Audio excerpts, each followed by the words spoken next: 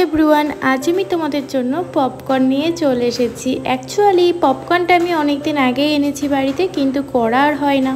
Eilish semi আমার খুবই, ওই জন্য কাজ করব কাল করব করে করাই হয় না। ফ্রিজে রাখা ছিল পপকর্ন, কিন্তু ফ্রিজে রাখতে রাখতে দেখো জমাট বেঁধে গেছে। যে তেল ভাবটা থাকে পপকর্নের প্যাকেটের মধ্যে, সেই তেল ভাবটা কিন্তু আর নেই, পুরোটাই কিন্তু জমাট বেঁধে গেছে। তার জন্য কিন্তু আমি কড়াইয়ের মধ্যে পপকর্নটা দিয়ে একটু নাড়াচাড়া করে তেলটাকে তৈরি করে নিয়েছি।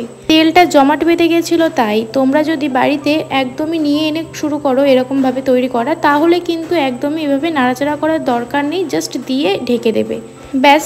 তাহলে একা একাই কিন্তু পপকর্নগুলো রেডি হয়ে যাবে। আর যদি অনেক দিন ফ্রিজে রাখা থাকে এমন, তাহলে একটু নাড়াচাড়া করে তেলটাকে একটু গলিয়ে নিও, তারপরে ঢাকাটা দিও, তাহলে দেখবে পপকর্নটা খুব সুন্দর হবে।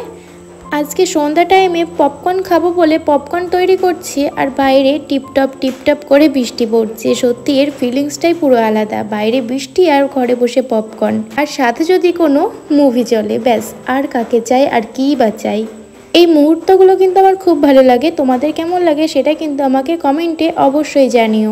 আজকের ভয়েস ওভারে কিন্তু হতে পারে একটু টুপটাপ আওয়াজ, সেটা কিন্তু বৃষ্টিরই প্রমাণ হিসেবে কিন্তু বৃষ্টির চিহ্নটা থেকেই গেল। এই পপকর্নটা কিন্তু খেতে খুবই সুন্দর ছিল। পপকর্নের প্যাকেটটা কিন্তু আমি তোমাদের প্রথমে দেখিয়ে দিয়েছি। অবশ্যই তোমরা মার্কেট থেকে কিন্তু কিনে এনে একবার হলেও ট্রাই করবে। এমন বৃষ্টির দিনে প্রিয় মানুষের সাথে পপকর্ন আর মুভি দেখা কিন্তু একদমই মিস করবে না। তাহলে দেরি না করে ঝটপট তোমরা মার্কেট থেকে এই পপকর্নটা কিনে এনে প্রিয় মানুষের সাথে কিন্তু মুভি দেখে এনজয় করো আর পপকর্ন খাও। মুভির সাথে কিন্তু পপকর্নের একটা আলাদাই কিন্তু সম্পর্ক, কি তাই তো?